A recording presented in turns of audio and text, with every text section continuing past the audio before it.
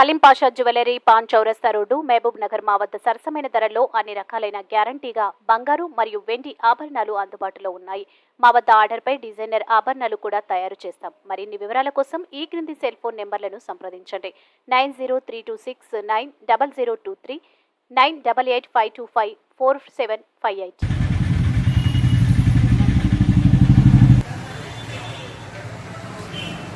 अस्सलाम वालेकुम नाज़रीन, NH टीवी में आप सभी का इस्तकबाल है।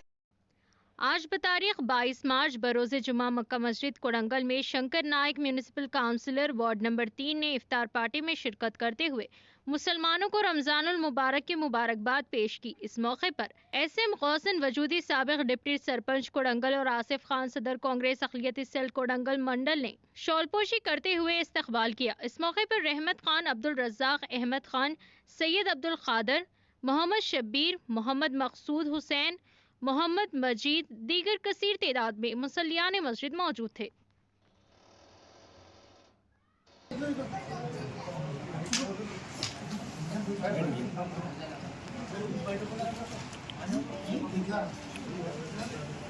खिलो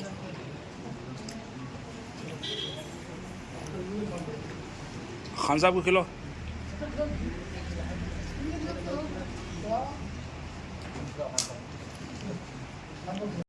हमारे चैनल को लाइक कीजिए, शेयर कीजिए और सब्सक्राइब करना ना भूलिए।